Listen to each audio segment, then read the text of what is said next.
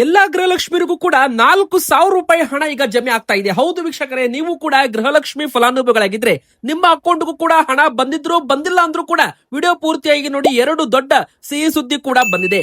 ಇನ್ನು 200 ರೂಪಾಯಿ ಪಾವತಿ ಮಾಡಿ 30,000 50,000 ರೂಪಾಯಿ ಹಣ ಯಾವ ತರ ಪಡ್ಕೋಬಹುದು ಗೃಹಲಕ್ಷ್ಮಿಯವರು, ಅದ್ರ ಬಗ್ಗೆನೂ ಕೂಡ ಅಪ್ಡೇಟ್ ಕೊಟ್ಟಿದ್ದೇನೆ. ಇನ್ನು ವೀಕ್ಷಕರೇ, ನಿಮ್ಮ ಹತ್ತಿರ BPL ಕಾರ್ಡ್ ಇದ್ರು ಮತ್ತು APL ಕಾರ್ಡ್ ಇದ್ರು ಕೂಡ ವಿಡಿಯೋ ಪೂರ್ತಿಯಾಗಿ ನೋಡಿ. 2 ದೊಡ್ಡ ಗುಡ್ ನ್ಯೂಸ್ ಬಂದಿದೆ. ಒಂದು ಹೊಸ ನಿಯಮ ಕೂಡ ಶುರು ಆಗ್ತಾ ಇದೆ. ಇನ್ನು ವೀಕ್ಷಕರೇ, ಅಮೆರಿಕ ಮತ್ತು ಇರಾನ್ ನಡುವೆ ಯುದ್ಧ ಮತ್ತೊಮ್ಮೆ ಶುರು ಆಗಲಿದೆ ಅಂತ ಹೇಳಲಾಗ್ತಾ ಇದ್ದು, ಸ್ಟೇಟ್ ಆಫ್ ಹಾರ್ಮೋಸ್ ಅಂದ್ರೆ ಕಚ್ಚಾ ತೈಲ ಪೂರೈಕೆ ಮಾಡೋ ಜಲಸಂಧಿ ಮತ್ತೆ ಬಂದಾಗ್ತಾ ಇದೆ. ಮತ್ತೆ ಅಡುಗೆ ಅನಿಲ ಸಮಸ್ಯೆ, ಗ್ಯಾಸ್ ಸಿಲಿಂಡರ್ ಸಮಸ್ಯೆ, ಕಚ್ಚಾ ತೈಲ ಬೆಲೆ ಏರಿಕೆ ಸಮಸ್ಯೆ ಭಾರತಕ್ಕೂ ಕಾಡಬಹುದು. ಮುಂದಿನ ತಿಂಗಳು ಗ್ಯಾಸ್ ಸಿಲಿಂಡರ್ ಕಷ್ಟವಾಗಲಿದೆ. ಈಗಾಗಲೇ ನಿಮ್ಮ ಹತ್ರ ಗ್ಯಾಸ್ ಸಿಲಿಂಡರ್ ಇದ್ರೆ ಮಿತವಾಗಿ ಗ್ಯಾಸ್ ಗಳನ್ನ ಬಳಸಿ ಅಂತ ಒಂದು ಕರ್ನಾಟಕದ ಜನರಿಗೆ ಆಹಾರ ಸಚಿವರು ಒಂದು ಕರೆಯನ್ನ ಕೊಟ್ಟಿದ್ದಾರೆ. ಇನ್ನೊಂದು ಕಡೆಗೆ ಯುದ್ಧ ಇದೇ ತರ ಮುಂದುವರೆದ್ರೆ ಮುಂದಿನ ತಿಂಗಳು ಭಾರತಕ್ಕೂ ಕಷ್ಟಕರವಾದ ದಿನಗಳು ಅಂತಾನು ಕೂಡ ಇಲ್ಲಿ ಹೇಳಬಹುದು. ಮತ್ತೊಂದು ಕಡೆಗೆ ಕರ್ನಾಟಕದಲ್ಲಿ ರಣ ಬಿಸಿಲು, ಹೀಟ್ ವೇವ್ಸ್. ಈ 12 ಜಿಲ್ಲೆ ಜನರು ಎಚ್ಚರವಾಗಿರಬೇಕು. ಮನೆಯಲ್ಲಿ ವಯಸ್ಸಾದವರು ಮತ್ತು ಚಿಕ್ಕ ಮಕ್ಕಳು ಇದ್ರು ಕೂಡ ಬಿಸಿಲಿನ ಪ್ರಮಾಣ ಜಾಸ್ತಿ ಆಗ್ತಾ ಇದೆ. ಇನ್ನು 10 ಜಿಲ್ಲೆಗಳಲ್ಲಿ ಮತ್ತೆ ಮಳೆ ಕೂಡ ಬೀಳಲಿದೆ ವೀಕ್ಷಕರೇ. ಹಾಗಾದ್ರೆ ಆ 10 ಜಿಲ್ಲೆಗಳು 12 ಜಿಲ್ಲೆಗಳ ಹೆಸರು ಈ ವಿಡಿಯೋದಲ್ಲಿ ಹೇಳಿದ್ದೇನೆ. ನಿಮ್ಮ ಊರಲ್ಲೂ ಕೂಡ ಬಿಸಿಲಿನ ಪ್ರಮಾಣ ಜಾಸ್ತಿ ಆಗಿದ್ರೆ ನಿಮ್ಮ ಊರಿನ ಹೆಸರನ್ನ ಕಮೆಂಟ್ ಮಾಡಿ ವೀಕ್ಷಕರೇ. ಬನ್ನಿ ಪ್ರತಿಯೊಂದನ್ನು ಕೂಡ ಡೀಟೇಲ್ ಆಗಿ ವಿಡಿಯೋದಲ್ಲಿ ನೋಡ್ತಾ ಹೋಗೋಣ.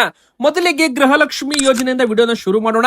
ಗೃಹಲಕ್ಷ್ಮಿಯರಿಗೆ ಗುಡ್ ನ್ಯೂಸ್ ಬಂದಿದೆ. ರೇಷನ್ ಕಾರ್ಡ್ ಇದ್ದರಿಗೂ ಕೂಡ ಸಿಹಿ ಸುದ್ದಿ ಬಂದಿದೆ.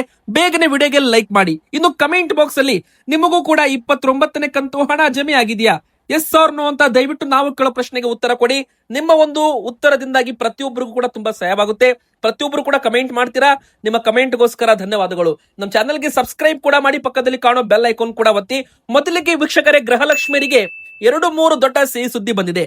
ಮೊದಲನೇ ಸಿಹಿ ಸುದ್ದಿ ಏನಪ್ಪಾ ಅಂದ್ರೆ, ಗೃಹಲಕ್ಷ್ಮಿಯರಿಗೆ 29ನೇ ಕಂತು ಹಣ ಜಮೆ ಆಗೋದಕ್ಕೆ ಶುರುವಾಗಿದೆ. ಹೌದು, ನಿನ್ನೆ ಮೊನ್ನೆಯಿಂದ ಎಲ್ಲಾ ಗೃಹಲಕ್ಷ್ಮಿಯರ ಅಕೌಂಟ್ಗೆ ಮತ್ತೆ 2,000 ರೂಪಾಯಿ ಹಣ ಜಮೆಯಾಗಿದೆ. ನೀವು ಕೂಡ ಒಮ್ಮೆ ಬಾರಿ ಈ ವಿಡಿಯೋ ಮುಗಿದ ಮೇಲೆ ನಿಮ್ಮ ಬ್ಯಾಂಕ್ ಅಕೌಂಟ್ ಅನ್ನ ಚೆಕ್ ಮಾಡಿಕೊಳ್ಳಿ. ನಿಮ್ಮ ಗೃಹಲಕ್ಷ್ಮಿ ಅಕೌಂಟ್ಗೂ ಕೂಡ 2,000 ರೂಪಾಯಿ ಬಂದಿರಬಹುದು. ಅಂದ್ರೆ ನೋಡಿ, ಇಲ್ಲಿವರೆಗೂ 56,000 ರೂಪಾಯಿ ಹಣ ಹೋಗಿದೆ ಅಂತ ಗ್ಯಾರಂಟಿ ಯೋಜನೆ ಪ್ರಾಧಿಕಾರದಿಂದ ಒಂದು ಹೇಳಿಕೆಯನ್ನ ಬಂದಿತ್ತು. ಅದೇ ತರ ಈಗ 58,000 ರೂಪಾಯಿ ಹೋಗಿದೆ ಅಂತ ಕೂಡ ಹೇಳಲಾಗ್ತಾ ಇದೆ. ಅಂದ್ರೆ 56,000 ರೂಪಾಯಿ ಹಣ ಹೋಗಿದ್ದು, 29ನೇ ಕಂತು ಹಣ ಬಂದ್ರೆ 58,000 ರೂಪಾಯಿ ಒಂದು ಗೃಹಲಕ್ಷ್ಮಿ ಅಕೌಂಟ್ಗೆ ಹಣ ಸರ್ಕಾರ ಕೊಟ್ಟಂತಾಗುತ್ತೆ. ಅಂದ್ರೆ ಇದರ ಅರ್ಥ 28 ಕಂತು ಅಂದ್ರೆ 56,000 ರೂಪಾಯಿ ಹಣ ಆಗುತ್ತೆ ವೀಕ್ಷಕರೇ. ಆದ್ರೆ ಈಗ 58,000 ರೂಪಾಯಿ ಹಣ ಹೋಗಿದೆ ಅಂದ್ರೆ ಇಲ್ಲಿ 29 ಕಂತು ಹಣ ಅಂತಾನು ಕೂಡ ಇಲ್ಲಿ ಹೇಳ್ಬಹುದು. 29 ಕಂತು ಹಣ ಇನ್ನು ಕೆಲವರಿಗೆ ಜಮೆ ಆಗಿದೆ, ಕೆಲವರಿಗೆ ಜಮೆ ಆಗಿಲ್ಲ. ಅದು ಕೂಡ ಇಲ್ಲಿ ನಮಗೆ ಕಮೆಂಟ್ಗಳು ಬಂದಿದ್ದಾವೆ. 29ನೇ ಕಂತು ಹಣ ಜಮೆ ಆಗ್ತಾ ಇದೆ ಅಂತ ಗೃಹಲಕ್ಷ್ಮಿಯವರು ಕಮೆಂಟ್ ಮಾಡಿದ್ದಾರೆ. ಕೆಲವೊಬ್ರು ನಮಗೆ ಹಣ ಬಂದಿಲ್ಲ ಅಂತಾನು ಕೂಡ ಕಮೆಂಟ್ ಮಾಡ್ತಾ ಇದ್ದಾರೆ. ನಾವು ಕೂಡ ಇಲ್ಲಿ ಚೆಕ್ ಮಾಡಿದಾಗ ಈಗ ತಾನೇ ಹಣ ಜಮೆ ಪ್ರಕ್ರಿಯೆ ಶುರುವಾಗಿದೆ ವೀಕ್ಷಕರೇ. ಹೌದು, ಹಂತ ಹಂತವಾಗಿ ಎಲ್ಲಾ ಗೃಹಲಕ್ಷ್ಮಿಯರ ಅಕೌಂಟ್ಗೆ ಹಣವನ್ನ ಜಮೆ ಮಾಡಲಾಗುತ್ತೆ. ಎದಕ್ಕಂದ್ರೆ 1,25,00,000 ಫಲಾನುಭವಿಗಳು ಇರೋದ್ರಿಂದ ಪ್ರತಿಯೊಂದು ಅಕೌಂಟ್ಗೆ ಏಕಕಾಲದಲ್ಲಿ ಹಣ ಹಾಕೋದು ಅಸಾಧ್ಯ. ಹೀಗಾಗಿ ಹಂತ ಹಂತವಾಗಿ ಜಿಲ್ಲಾ ಪಂಚಾಯತ್, ತಾಲೂಕ್ ಪಂಚಾಯತ್ ಮೂಲಕ ಹಣ ಹಾದು ನಿಮ್ಮ ಅಕೌಂಟ್ಗೆ ಬರ್ಬೇಕಂದ್ರೆ 12-13 ದಿನ ಬೇಕಾಗುತ್ತೆ. ಈಗಾಗಲೇ ಈ ಒಂದು ಹಣ ಬಿಡುಗಡೆಯಾಗಿ 1 ವಾರವಾಗಿದೆ.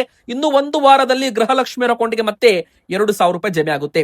ಇನ್ನು ಎರಡನೇ ಸಿಹಿ ಸುದ್ದಿ ಏನಪ್ಪಾ ಅಂದ್ರೆ, ಇನ್ ಮುಂದೆ ಗೃಹಲಕ್ಷ್ಮಿಯರ ಅಕೌಂಟ್ಗೆ ಪ್ರತಿ ತಿಂಗಳು ಹಣ ಯಾವುದೇ ಅಡಚಣೆ ಇಲ್ಲದೆ ಬರುತ್ತೆ. ಅಂದ್ರೆ ಹಂತ ಹಂತವಾಗಿ ಹಣ ನಿಮ್ಮ ಅಕೌಂಟ್ಗೆ ಬರುತ್ತೆ ಅಂತಾನೆ ಹೇಳ್ಬಹುದು. ಅಂದ್ರೆ ವೀಕ್ಷಕರೇ, ನಿಮ್ಮ ಒಂದು ಅಕೌಂಟ್ಗೆ ಪ್ರತಿ ತಿಂಗಳು ನಿಮ್ಮದು 2,000 ಗ್ಯಾರಂಟಿ ಬರುತ್ತೆ. ಅಂದ್ರೆ ಲೇಟ್ ಆಗಲ್ಲ. ಮೊದ್ಲೇನಾಗ್ತಾ ಇತ್ತು, 2 ತಿಂಗಳು 3 ತಿಂಗಳು ಹಣ ಬರ್ತಾ ಇರಲಿಲ್ಲ, ಒಟ್ಟಿಗೆ ಬರ್ತಾ ಇತ್ತು.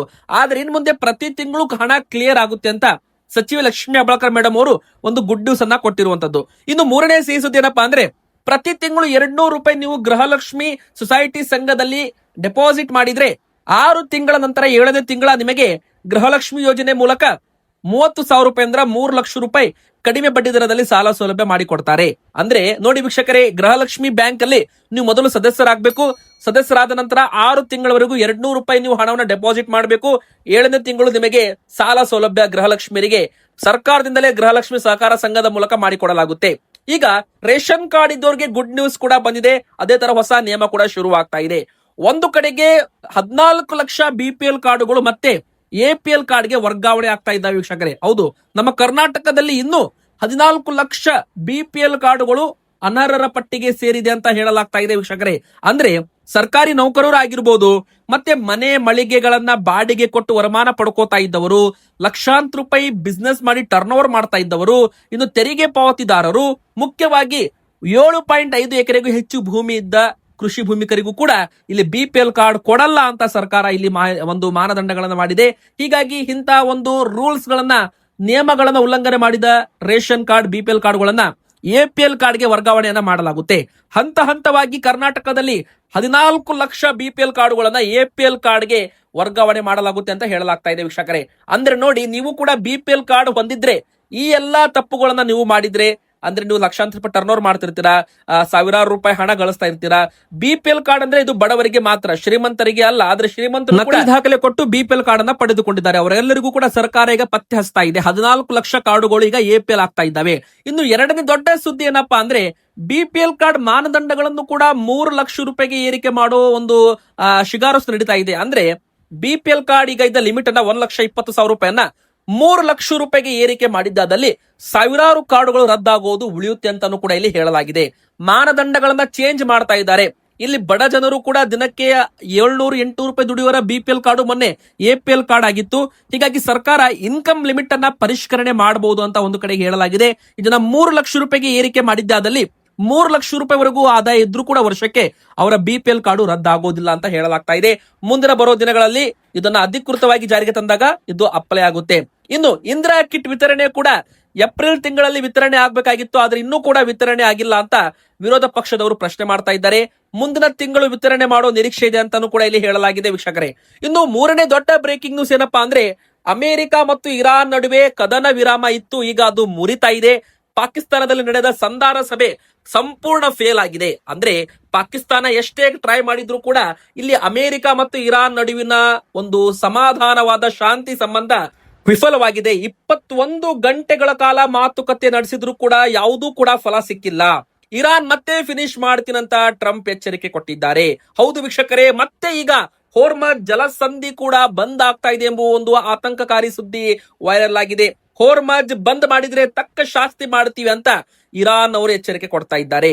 ಅಂದ್ರೆ ಈಗ ನೋಡಿ, ಜಾಗತಿಕ ಮಟ್ಟದಲ್ಲಿ ಅಮೆರಿಕ ಮತ್ತು ಇರಾನ್ ನಡುವಿನ ಯುದ್ಧ ಪರಿಣಾಮ ಭಾರತದ ಮೇಲೆ ಗ್ಯಾಸ್ ಸಿಲಿಂಡರ್ ಸಮಸ್ಯೆ ಆಗಿರ್ಬೋದು, ಕಚ್ಚಾ ತೈಲ ಬೆಲೆ ಏರಿಕೆ ಆಗಿರ್ಬೋದು, ಆಟೋ LPG ಸಮಸ್ಯೆ ಈಗ ಮತ್ತೆ ಕಾಡಲಿದೆ ಅಂತ ಹೇಳ್ಬೋದು.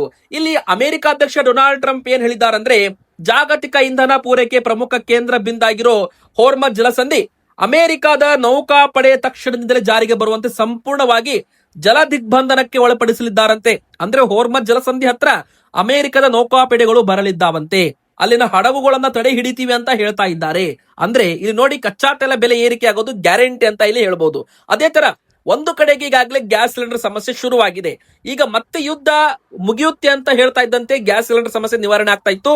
ಆದ್ರೆ ಈಗ ಮತ್ತೆ ಯುದ್ಧ, ಇದು ಮತ್ತೆ ಲಾಂಗ್ ಟರ್ಮ್ ನಡೀಬಹುದು. ಇನ್ನು 1-2 ತಿಂಗಳು ಯುದ್ಧ ನಡೀಬಹುದು ಅಂತ ಹೇಳಲಾಗ್ತಾ ಇದೆ. ಮುಂದಿನ ತಿಂಗಳು ಗ್ಯಾಸ್ ಸಿಲಿಂಡರ್ ಸಮಸ್ಯೆ ಭಾರತಕ್ಕೆ ಕಾಡಲಿದೆ ಅಂತ ಈಗಾಗಲೇ ಆಹಾರ ಸಚಿವರು KH ಮುನಿಯಪ್ಪ ಅವರು ಒಂದು ಹೇಳಿಕೆ ಕೊಟ್ಟಿದ್ದಾರೆ. ಗ್ಯಾಸ್ ಸಿಲಿಂಡರ್ ಇದ್ದವರು ನಿಯಮಿತವಾಗಿ, ಅಂದ್ರೆ ಮಿತವಾಗಿ ಗ್ಯಾಸ್ ಅನ್ನ ಬಳಸಿ, ಗ್ಯಾಸ್ ಗಳನ್ನ ವೇಸ್ಟ್ ಮಾಡಬೇಡಿ.